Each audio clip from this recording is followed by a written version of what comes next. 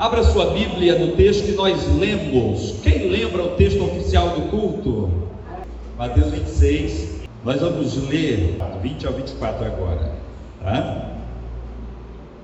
Diz assim o texto: E chegada a tarde, assentou-se à mesa com os 12. Enquanto eles comiam, disse: Em verdade vos digo que um de vós há de me trair.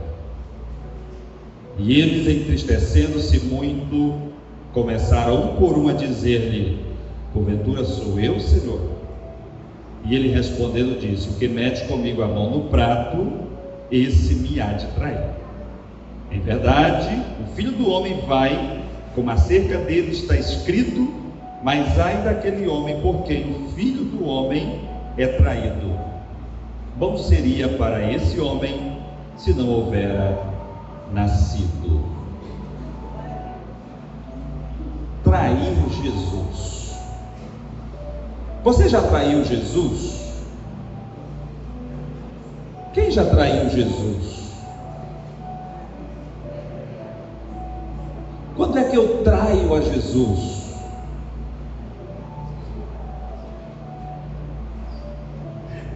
Eu já traí Jesus. Eu já traí Jesus quando negligenciei a sua ordem para evangelizar o meu amigo não crente. Eu já traí a Jesus quando eu infringi os princípios basilares da palavra de Deus quanto à santificação da minha vida. Eu já traí a Jesus quando olhei quando não deveria olhar. Eu já traí a Jesus quando olhei e alimentei aquilo que olhei e consumei o pecado. Eu já traí a Jesus quando troquei a prioridade do culto ao Senhor por coisas banais da vida. Quantas vezes eu já traí a Jesus?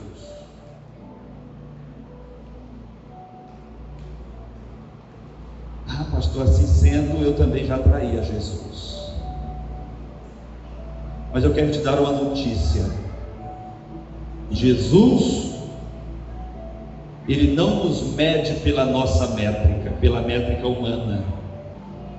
Porque se assim fosse, amados, tadinho de nós.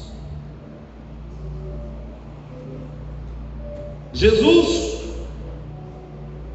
Ele poderia ter tirado Judas do grupo dos discípulos, pelo menos ali naquele momento da Santa Ceia. O título desse sermão é: Enquanto Judas traía Jesus. Primeira atitude de Jesus: Ele permitiu que Judas se assentasse à mesa com os demais discípulos, conforme está aqui em Mateus 26 e 20. Ele não eliminou o traidor, mesmo ele tendo consciência, porque a palavra diz um pouco antes que Jesus não necessitava que lhe dessem testemunho das pessoas. Ele não confiava nas pessoas, porque ele conhecia o que passava pelo coração das pessoas. Ele sabia quem era o traidor. No entanto, ele não excluiu da igreja, ele não tirou do grupo, ele não mandou embora, ele não expulsou da comunidade, ele manteve ali do seu lado. Enquanto Judas traía Jesus, ele disse que alguém dentre eles o trairia, mas ele não disse que era Judas, para não constranger, para não o envergonhar diante do grupo de companheiros, de amigos, porque ele sabia, certamente ele falasse quem seria o traidor, era perigoso Pedro fazer justiça logo antecipada com as próprias mãos ali, porque nós temos a mania de julgar os nossos irmãos que fracassaram, que caíram, que nos traíram, a nossa primeira atitude é eliminar. Às vezes até diz que perdoa, eu perdoo ao Seni, mas eu não quero nem me aproximar dele mais, não quero negócio com Almeida mais, eu já até o perdoei. Essa é a nossa métrica de perdão. Se Jesus nos tratasse da mesma forma, como seríamos, aonde estaríamos nós, queridos? Por isso Jesus preservou a identidade do traidor. Foi o próprio Judas quem revelou, e Jesus ainda o confirmou de uma maneira que os outros não compreenderam. Quando ele diz: porventura sou eu, Senhor? Todos perguntaram, segundo o texto bíblico: sou eu, Senhor, sou eu? Ninguém admitia, aquilo era um absurdo que Jesus estava dizendo. E quando chegou a vez de Judas, Jesus disse: tu dizes. E continuou, de forma que os outros não perceberam. Enquanto Judas traía Jesus, sabendo que o diabo já havia tomado o coração de Judas, participou da ceia com ele, sem discriminá-lo, sem exorcizá-lo, sem envergonhá-lo, e tratou com ele igualzinho tratou com os demais. Será que se eu soubesse que um desses homens aqui estariam preparando uma traição para mim, eu teria condições, capacidade de tratá-los igual eu trataria todos? Ou eu não já daria um jeitinho de cortar a cabeça do Jorge? O Jorge é um traíra, vou logo tirar ele aqui do grupo. Oswaldo, cerca o Jorge aí. Edmilson, segura o Jorge aí. Eu fiquei sabendo de uma coisa a respeito dele. Jesus não, queridos. Ele tratou, ele deu pão, e ele fez até um mimo. Judas foi o único que deu. Jesus pegou, molhou um pedaço de pão e colocou na boca dele. Os outros, quem sabe, ficaram com ciúmes. Certamente ele vai fazer conosco também, porque naquele dia Jesus fez muita coisa inusitada, que eles acharam escandaloso. Pedro disse: longe de mim, tu não vai me lavar, Senhor. Isso é inadmissível. Então Jesus fez algumas coisas ali que eles não compreenderam, e quem sabe alguém ficou com ciúme ou esperando ele também. Vai botar o pão na minha boca. Ele botou na de Judas, porque no fundo eles já discriminavam a Judas. No fundo o grupo já sabia quem Judas era. Não fosse assim, o apóstolo teria dado testemunho que ele era ladrão e roubava da bolsa que estava ali. Então as pessoas já conheciam o testemunho de Judas. Jesus o preservou dessa vergonha. Jesus, ele colocou os pés de Judas numa bacia e lavou, e depois secou, mesmo sabendo que Judas o trairia. Como você trataria uma pessoa que, entre aspas, seria um desafeto seu, que estivesse lhe importunando, que não aprovasse as suas ideias? Não precisava nem ser um traidor, não, basta ser um camarada do contra. Tudo que eu falo para o Rodrigo, ele bota um defeito, ele não aceita. Automaticamente a minha atitude é de eliminar o Rodrigo. Não, vou ficar com o Gesiel, porque o Gesiel é meu camarada. Tudo que eu falo ele me apoia, ele está comigo. Mas Jesus, ele tratou Judas com a mesma atitude com que tratou os demais. Enquanto Judas traía Jesus, Jesus não tirou o cargo de tesoureiro de Judas. Quem sabe fosse eu, a primeira coisa que eu faria era tomar o cargo. Vem cá, seu infiel. E Jesus sabia que ele era infiel, porque Jesus sabe todas as coisas. O próprio texto bíblico testemunha. Jesus conhecia o coração das pessoas, não precisava que ninguém lhe dissesse nada a respeito das pessoas, porque ele conhecia. Mas ele não tomou o cargo de Judas. Quem sabe sabe, Pedro e João conversando por trás de Jesus, comentavam: eu não sei, parece que Jesus está cego, não está vendo que esse camarada não pode ficar com esse cargo, rapaz. Por que Jesus não faz nada? Mas Jesus deixou que ele exercesse o cargo até o final do seu ministério. Jesus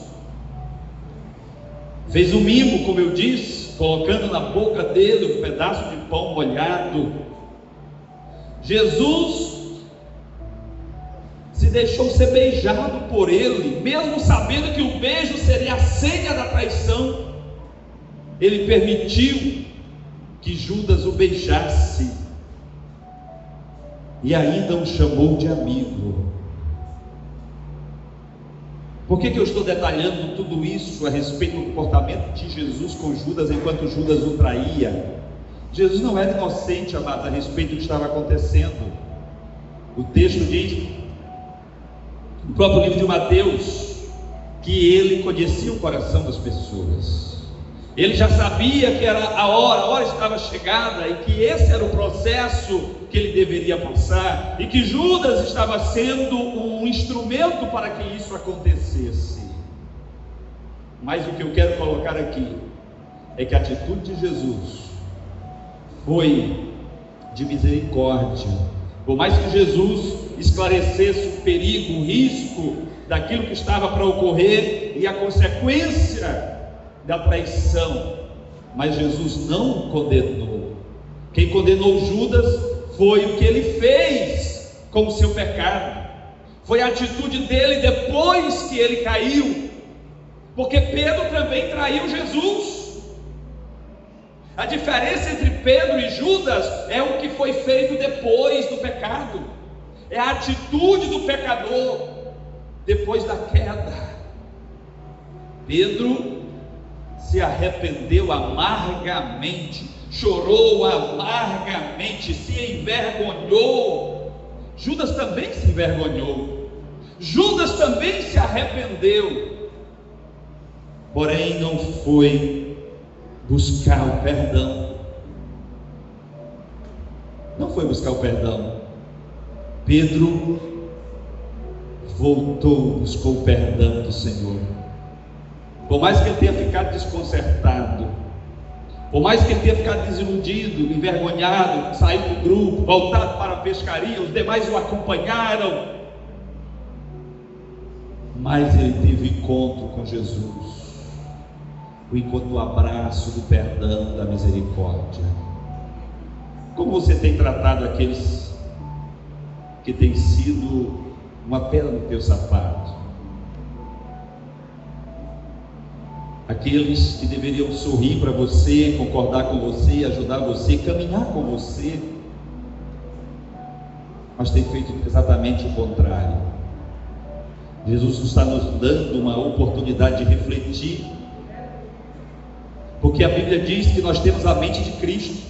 Se nós temos a mente de Cristo, nós precisamos pensar como Cristo, julgar como Cristo, tratar como Cristo tratou. Louvado seja o nome do Senhor. Traidores sempre existirão, amados. A traição é o fruto da ausência da gratidão e a lacuna pela falta de caráter. E todo traidor tem excesso de amnésia, ou seja, ele esquece-se dos benefícios que ele recebeu. E um dos maiores tribunais do traidor é o seu próprio travesseiro, porque ele não esquece da atitude que ele fez. O maior problema do traidor é quando ele não se arrepende, é quando ele não se humilha, é quando ele não reconhece o seu pecado, a sua falha, e não volta para se humilhar. Se você já traiu a Jesus em alguma circunstância da vida, como eu citei aqui, reflita sobre isso agora e faça um pacto com ele, porque assim como ele não expulsou a Judas, mesmo tendo consciência das suas falhas, ele também não expulsa você, mesmo tendo consciência das suas falhas. Ele permite que você continue na caminhada junto com os demais, até que você tenha a oportunidade de fazer como Pedro e se tornar uma grande bênção nas mãos do Senhor do reino de Deus. Tem muita gente andando na caminhada junto com a igreja, mas está precisando refletir sobre como o seu testemunho, as suas atitudes estão traindo a Jesus. Nós somos chamados, conforme o apóstolo Pedro nos escreveu lá em 1 Pedro 2,9, para ser geração eleita, para ser sacerdócio real. Amados, se eu fui eleito para ser um sacerdócio real, sacerdócio é sinônimo de santificação, de separação. É inadmissível que eu, sendo um sacerdócio real de Cristo, eu viva com a vida toda bagunçada, que eu tenha um caráter todo deturpado, que eu seja conhecido por aí como um enrolado, um infiel, um mentiroso, um ladrão.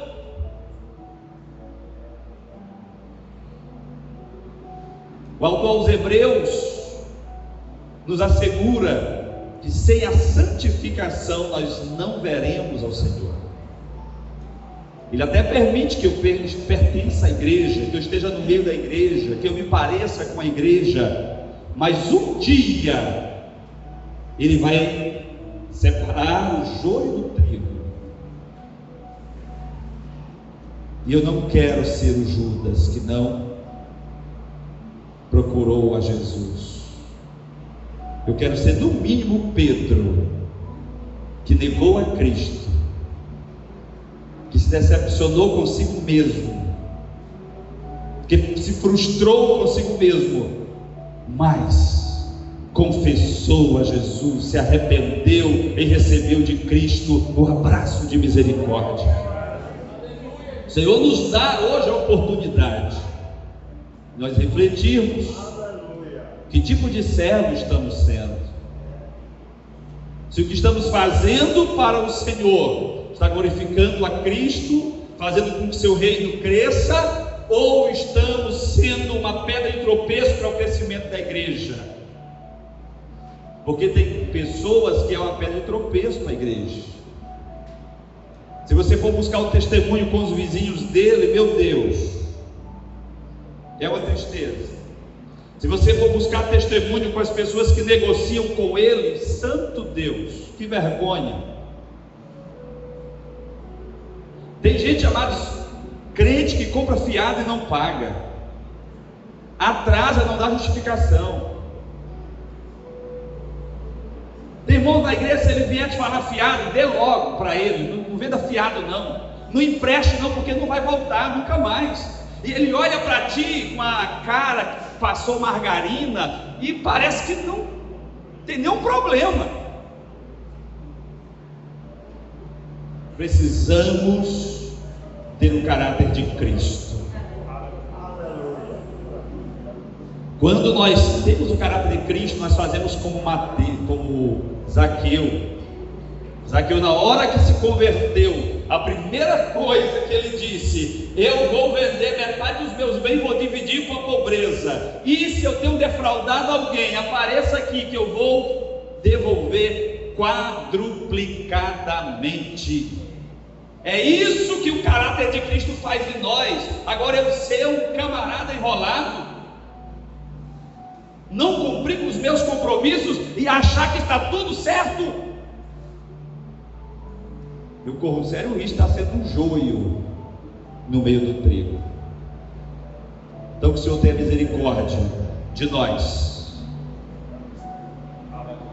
e nos esmerilhe e nos molde através da sua palavra e do seu doce Espírito Santo, para que não sejamos reprovados naquele dia. A igreja pode dizer amém? Amém. Glória a Deus. Eu quero orar com você nesta hora. E eu não vou chamar ninguém aqui à frente, eu vou fazer diferente hoje. Eu vou pedir que todos os obreiros desçam e orem por vocês e com vocês. A igreja vai se colocar de pé e os obreiros irão passando por você. Quando alguém tocar em você, não se assuste. Será a mão de um homem de Deus que está intercedendo por você. Você que nesta hora sente a necessidade de se aproximar de Cristo, confessar os seus pecados ao Senhor, aproveite para fazer isso agora, porque ser cristão não é brincadeirinha. Ser cristão é ser separado por Cristo, é ser tirado para fora, é ser tirado do mundo. Ser cristão é ser quadrado mesmo, é ser diferente mesmo, é ser discriminado mesmo. Não se entristeça quando você for discriminado no seu trabalho por ser crente, por ser cristão. Não chore, não fique churumingando por aí quando alguém te perseguir porque você é cristão. Faça como Pedro, dê graças a Deus por estar sendo achado digno de padecer por causa do nome do Senhor. Agora, quando estiver te tesourando aí porque você não paga o que deve, aí não é prova não, tá? É desvio de caráter mesmo, e você precisa dar uma alinhada com isso aí, amém? Vamos orar. Quem precisa de oração? Vamos orar. O senhor pode ficar aqui, pastor Ceni, ao meu lado. Pai, neste momento, os obreiros podem estender as mãos, podem caminhar, podem orar. Aleluia, glória a Deus. Quem estiver precisando de oração específica, fique no corredor, para ficar mais fácil para os obreiros chegar até você. Está com algum problema de enfermidade grave, problema na justiça, sei lá, alguém querendo te matar, te perseguir, fique bem no corredor, para ficar mais fácil. Tem alguma enfermidade difícil, fica aí no corredor. Glória a Deus. Pai Celestial, eu estendo as minhas mãos, os obreiros da tua casa, os príncipes, Senhor, estende as mãos sobre a tua igreja agora, e neste momento, Pai, nós nos reconciliamos contigo, Senhor. Ó Deus, pedimos primeiramente perdão, Pai, porque muitas vezes temos traído ao Senhor com a nossa negligência, ó Deus, com a nossa incredulidade, com a nossa desobediência à tua voz, Senhor. Perdoa os nossos pecados, porque muitas vezes quando tentamos acertar, acabamos errando, acabamos entristecendo o teu Espírito Santo, mas estamos aqui reconhecendo as nossas falhas, papai, reconhecendo os nossos pecados diante de ti, Senhor. Ó Deus, toca na tua noiva agora com aquele abraço de perdão e misericórdia, papai. Oh Deus, que nós reconhecemos quão dependentes somos de ti. Oh Espírito de Deus, quebranta os corações, ó Pai, os corações endurecidos, Senhor, ó Deus querido, e coloca, Senhor, uma sensibilidade espiritual neste adorador. Esta pessoa que já não chora mais na tua presença, esta pessoa que já não tem mais ânimo para orar, para buscar a tua face, esta pessoa que já não consegue mais ler a Bíblia, esta pessoa que já não tem mais ânimo de cantar louvores. Ó Deus, aviva, Deus, tira toda a frieza espiritual, derrete todo o gelo, Senhor, e acende neste coração o fogo do teu Espírito Santo, o fogo do avivamento, Pai. Que mesmo na prova, mesmo na luta, este crente levante as mãos, levante as vozes para adorar ao Senhor. Ah, meu Deus, aquilo no nosso caráter, Senhor, que precisa ser moldado por ti. Senhor, nós queremos confessar a Ti todas as nossas falhas e pedir a ajuda do Teu Espírito, Senhor, para conseguirmos andar direito na Tua presença, Senhor, ser verdadeiras testemunhas do Senhor por onde nós andarmos. Mas agora eu quero orar por esta pessoa que está enferma, Senhor.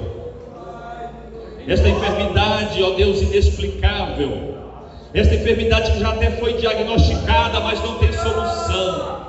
Oh Deus, os médicos não conseguiram encontrar a cura para esta pessoa. Eu quero colocar na tua presença cada um dos teus filhos e filhas aqui agora e repreender no nome de Jesus toda enfermidade, toda espírito de enfermidade. Sai agora no poder do nome de Jesus. Eu profetizo a cura sobre a tua igreja, Senhor, no poder do teu nome, papai.